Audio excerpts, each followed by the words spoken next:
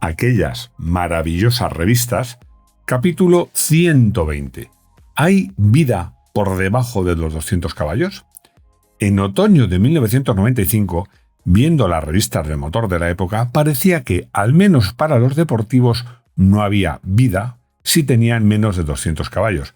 Y si en vez de 200 caballos pueden ser 321 caballos como en el BMW M3 o 520 como en el Ferrari F50, mejor que mejor. Bienvenidos a los podcasts de los lunes del Garaje Hermético. Al final os hablo de una prueba de un coche de competición que reconozco que me impresionó.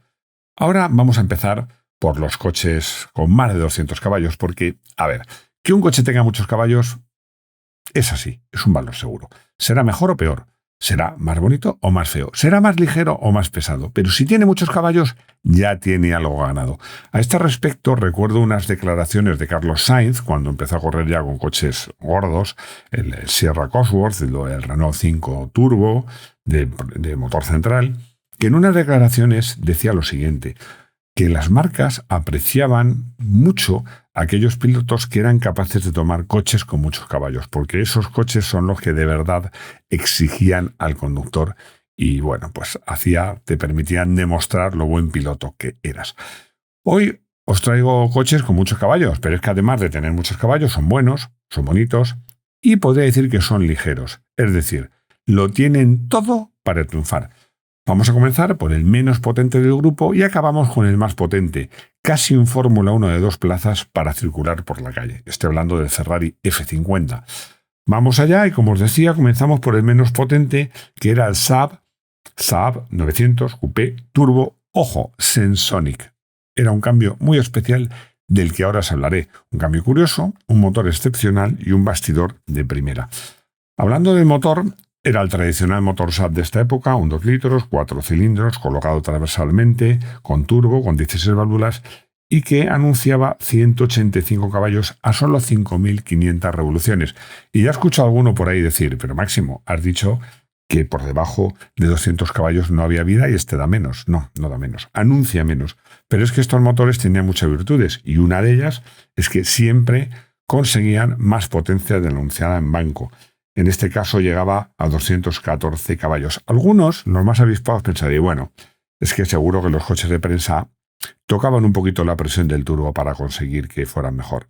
No, os digo que no por dos motivos. Uno, porque si haces eso, es verdad que en banco da más caballos, pero el motor lo conviertes en más brusco. Y dos, porque precisamente para alejar esa posibilidad, aparte de los coches de pruebas, metí en banco coches de compradores, que era el lector de la revista y que les pedía permiso para meter el coche en banco. Ellos les hace ilusión por conocernos y también por saber los caballos que daba su coche. Y todos superaban ampliamente además la potencia máxima anunciada por el fabricante. Os va a sorprender porque siendo un motor turbo de esta época, es decir, con carácter, fijaos, tengo aquí la cura de potencia que este motor a 2.000 revoluciones daba exactamente 50 caballos. Y 1.000 revoluciones más arriba daba exactamente 150 caballos. Es decir, en 1.000 revoluciones ganaba 100 caballos. Y diréis, ¿qué bestia? Pues no. ¿Cómo era posible esto? No, porque el motor, a pesar de esa patada, se mostraba suave. Se mostraba un motor que de alguna manera enmascaraba ese carácter. Es cierto que además, es como esa patada llegaba tan pronto y a partir de 3.000 revoluciones la curva de potencia era más plana. Al final, si te movías por encima de 3.000 revoluciones, nunca tenías esa sensación de patada que sí tenías a un régimen más bajo. El bastidor, ya lo sabéis, los Saab eran tracción delantera, no propulsión trasera. A mí me gustan más los propulsión trasera en general, pero este coche tenía una ventaja, como casi todos los Saab de esta época y anteriores, y casi posteriores, como casi todos los Saab. Tenía las virtudes de un tracción delantera, de ser un coche fácil de conducir, muy intuitivo para conductores no muy expertos, pero a la vez era un coche ágil. A lo mejor no tanto como un propulsión trasera, yo os diría que incluso mejor que algunos propulsión trasera que para alejar el fantasma de la cruzada pues utilizaban reglajes de suspensión que hacían el coche bastante cabezón y luego además, pues aunque tenían propulsión trasera, el motor iba adelante, con lo cual el reparto de pesos no era el más favorable posible. Este coche era bastante ágil. Hablemos del cambio Sensonic. El cambio Sensonic era un cambio muy curioso porque no era automático. era semiautomático. Sencillamente prescindía del pedal de embrague, pero tenías una palanca. Tú ponías la palanca y, aunque os pueda sorprender, eso el coche lo consideraba una petición. Te decía, yo quiero pasar de tercera a segunda. Entonces, el coche tenía un sensor, enviaba esas señales a la centralita y esta analizaba la posición del pedal del gas, las revoluciones, la marcha desertar, la velocidad del coche y la temperatura del embrague. Y en función de todos estos datos y alguno más, decidía si esa petición que te habías hecho se podía llevar a cabo o no. Bueno, era una cosa curiosa. No es el cambio que más me gustase del mundo, pero hay que reconocer que en este coche, que no era realmente un deportivo, pero tampoco era un coche muy burgués, vamos a decirlo así, pues encajaba bastante bien este cambio que, igual que os decía que el SAP unía las ventajas de la tracción delantera y de la propulsión trasera, se podría decir que este cambio reunía las ventajas de un cambio manual en cuanto que tú podías más o menos decidir qué marcha querías, con la ventaja de un cambio automático, que no necesitaba embrague y que además evitaba errores brutales, porque en este cambio, como podéis imaginar, si pasabas la palanca de quinta a primera, la palanca la pasabas, pero el coche no te dejaba meter esa marcha. Vamos a hablar de un coche porque, curiosamente, en esta selección hemos hablado de deportivos, pero no solo hay deportivos, también tenemos berlinas de lujo, como es el caso del BMW 740i, que tenía un pedazo de motor maravilloso, un V8 atmosférico de 4 litros y 286 caballos. Tenía una caja de cambios de 6 velocidades que era, como los BMW de esta época, yo digo siempre, tenía un manejo suave, pero delicioso y muy preciso. Yo siempre decía en las pruebas, a lo mejor me repetía mucho y lo sigo haciendo, que era tan rápido como tú fuera capaz de serlo. Porque, sobre todo en cambios delicados, el más delicado probablemente tercera, segunda, si tú hacías bien el recorrido, no tú usabas una diagonal, sino que era de los buenos conductores, que ibas hacia atrás, pasabas al pasillo central, izquierda y hacia atrás, y lo hacías rápido, el cambio era también muy rápido. Este coche pues tenía realmente virtudes deportivas, a pesar de un tamaño considerable que se acercaba a los 5 metros y de un peso también considerable que se acercaba a las 2 toneladas. Bueno, se acercaba relativamente, 1,8. Pues se puede decir que tenía un tacto deportivo, era un coche bastante eficaz. En carreteras medias, en carreteras viradas el tamaño ya se notaba, pero en carreteras medias, de esas de curvas medias, rápidas, sin curvas lentas, era un coche que inspiraba mucha confianza y tenía mucho aplomo. Y sobre todo es que en esta época BMW, yo creo que también Mercedes y también Saab, pero mi clasificación sería esta. BMW lo pondría en primer lugar, hacía unos interiores, eran fantásticos, además hasta olían bien.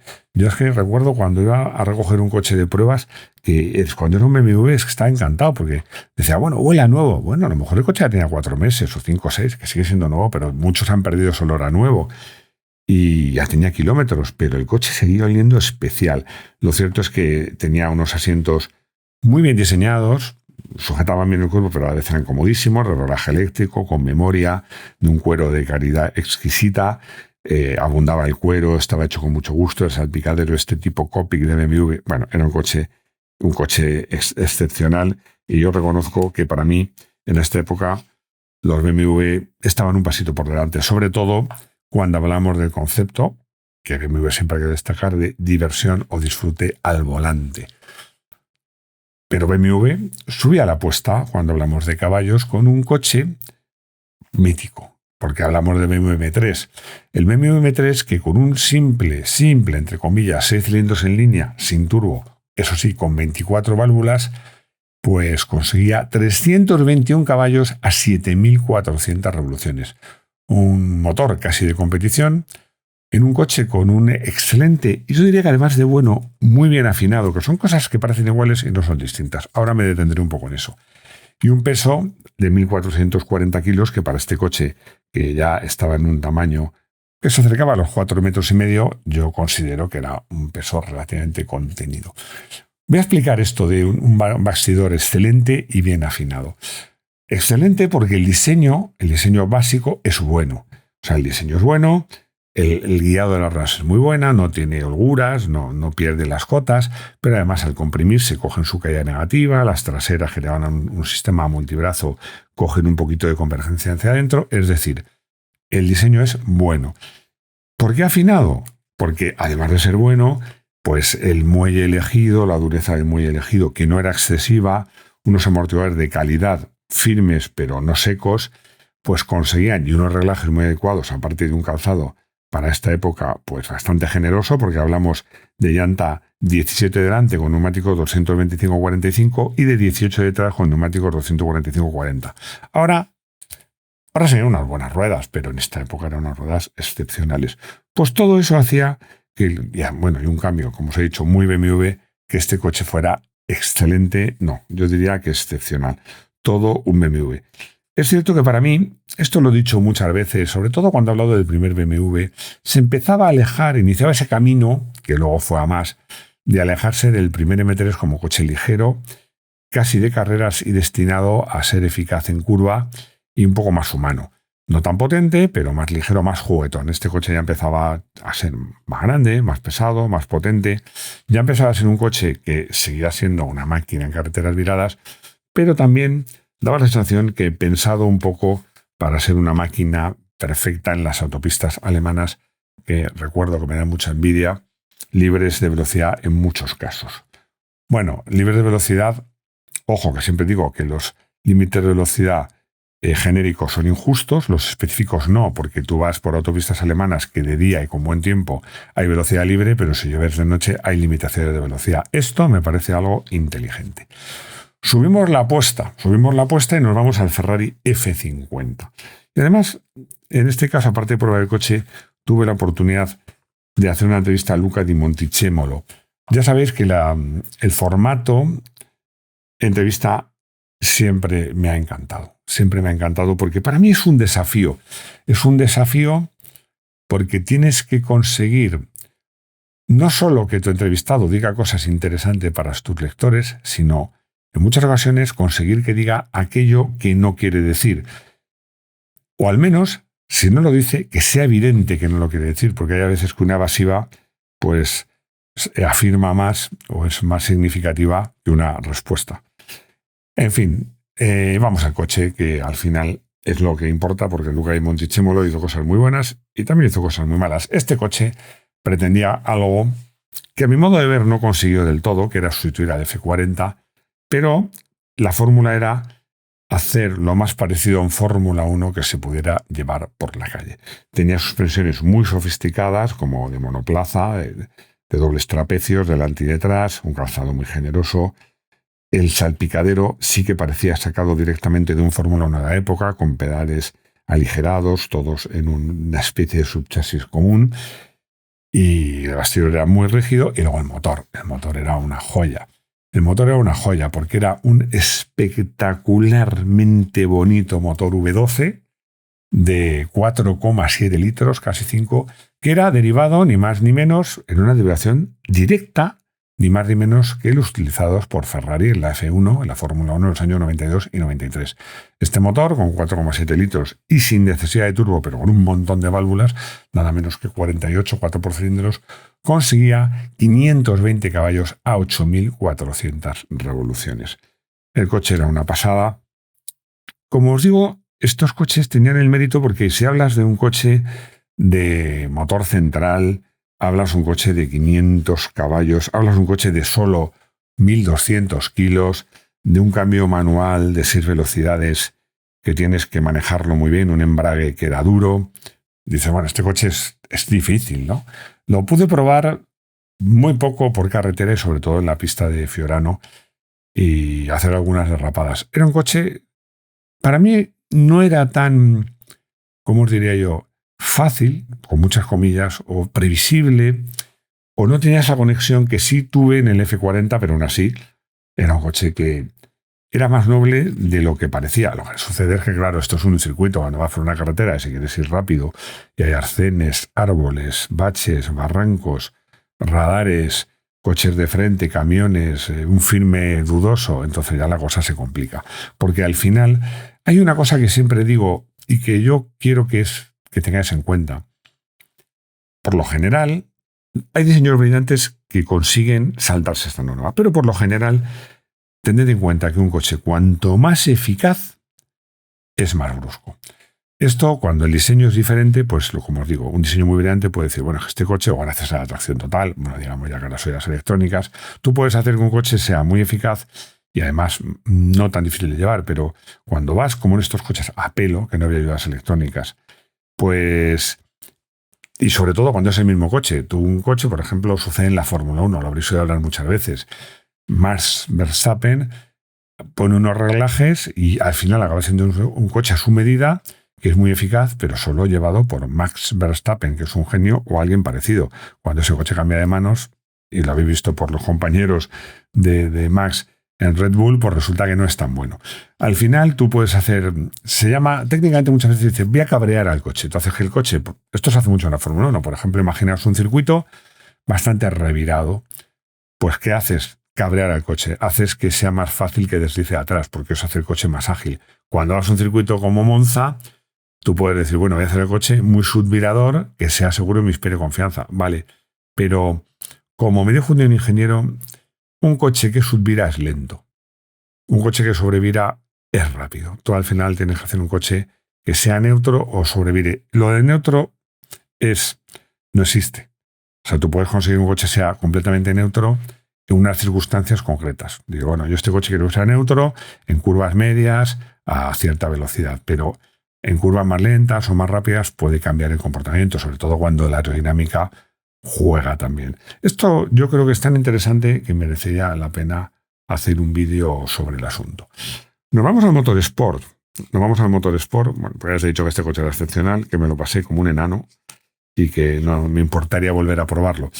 Vamos al motorsport, donde hoy vamos a hacer un bloque de motorsport monográfico. Ya hablaremos en el próximo vídeo de la Fórmula 1 y de rallies, pero hoy le voy a dedicar a un coche que también pude probar a fondo y que me impresionó muchísimo.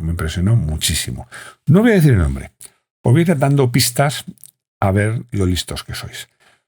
No era un coche, pese a ser de competición, pura y dura, un prototipo, no un coche preparado, un prototipo de competición. No era especialmente potente, tenía 330 caballos a solo 4.500 revoluciones. No me he equivocado, estoy hablando de un coche de carreras con motor de gasolina, con turbo, 2,5 litros además, turbo, 4 válvulas por cilindro y que ofrecía solo 330 caballos a solo 4.500 revoluciones, aunque el coche subía hasta las 7.300. ¿Por qué? Porque lo que interesaba en este coche, para la modalidad a la que estaba destinado, era que tuviera muy buenos bajos y muy buen par. El motor era central, las suspensiones de larguísimo recorrido, los neumáticos enormes, el coche medía solo 4 metros y pesaba 1.325 kilos, que diréis, hombre, muchos me parecen para un coche de competición. Bueno, muchos te parecen para un coche de competición, salvo si es un coche destinado a los rides en general, a los rallies de larga distancia, tipo Faraones o al París-Dakar, porque os estoy hablando del Citroën ZX Rally Ride Baja que pude probar tras la participación y victoria con Pierre Lactir de Citroën en la Baja Aragón. Confieso, he probado muchos coches de competición, también bastantes, no tanto como me hubiera gustado. Este es uno de los que más me impresionó. Me impresionó por varias cosas. Porque os he dicho, daba solo 330 caballos. Cuando te ponías al volante es que parecía que daba el doble. Porque la respuesta al acelerador era absolutamente inmediata. Relativamente suave para ser un coche de competición, sí, pero inmediata. Desde menos de 1.000 vueltas el coche ya empujaba como una bestia. Y eso te permitía, nos hicieron un circuito que tenía de todo. Ahora os contaré lo que más me impresionó, mucha tierra, también parte de agua y también tierra tipo dunas. Y la verdad es que el coche te lo ponía muy fácil. No quiero quitar méritos al Active porque es un pilotazo, pero te lo ponía fácil. El motor, como digo, fantástico, el cambio fantástico, los frenos muy buenos, aunque los rallies, los rides no es lo que más castigas. Lo que más te hace falta en este tipo de pruebas son unas buenas suspensiones. Yo cuando vi el circuito y vi que había un obstáculo, no se exagero, era un escalón vivo, así cortado a ángulo de 90 grados, de más de medio metro, dije, bueno, cuando pises esto habrá que ir despacio, porque si no va a ser un catacloc bestial, ¿no? Luego había un salto y bueno, se saltaba, ¿eh? Cuando me subí al coche, además tenía cierto enchufe, porque el que organizaba todo esto ya me conocía, había corrido el trofeo Andros, ya sabía... No, a ver, no voy a decir que supiera que era un gran piloto, pero al menos sí sabía que no era un tuercebotas. No era un periodista de estos que nunca se había subido a un coche de carrera, sino que ya tenía una cierta base, ¿no? Y me dijo, el escalón a fondo, el salto a fondo, no te preocupes, no te dé miedo, ni se va a romper el coche, ni se va a descontrolar el coche. Yo le pregunté, seguro que el escalón ese que hay, sí, a fondo, a fondo. Bueno, yo le hice caso. Cuando llegué al escalón, a fondo, apreté los dientes, no cerré los ojos porque iba conduciendo, pero me puse rígido pensando que iba a dar un castañazo, pues no. Noté un salto hacia arriba, pero las suspensiones lo absorbieron de forma increíble. Sí que os digo una cosa, este escalón estaba a la salida de una curva lenta, con lo cual el coche iba acelerando y llevaba las suspensiones delanteras, el reparto de pesos iba hacia atrás, que es como hay que abordar un bache. Esto, los que hacéis moto de campo lo tenéis clarísimo. Y luego llega el salto. Al salto me costó identificar cuándo aterricé, porque fue un aterrizaje de una suavidad total. Este coche tenía unas suspensiones fantásticas, que unida a un tamaño muy recortado, un peso muy recortado y un motor con unos bajos excepcionales, pues conseguía que fuera una máquina invencible en rallies. Habrá, seguro, prototipos actuales que sean mejores que este, no lo dudo, pero este coche en el mundo de los rides supuso un paso adelante, yo diría que incluso mayor que el Peugeot 205 Turbo 16, del que este no dejaba de ser una derivación adaptada al mundo de los rides. Un coche, como os digo, que me impresionó y que por eso le he querido dedicar este monográfico en Motorsport. Y ya llegamos al final, nada más, muchas gracias por estar ahí, por escucharme. Y bueno, ya acabamos el año 95, ya os doy un adelanto. Cuando acabemos el año 95 vamos a cambiar la temática. Estoy preparando una sorpresa que espero que sea de vuestro agrado. Muchas gracias, nos oímos en el próximo podcast de los lunes. Hasta pronto.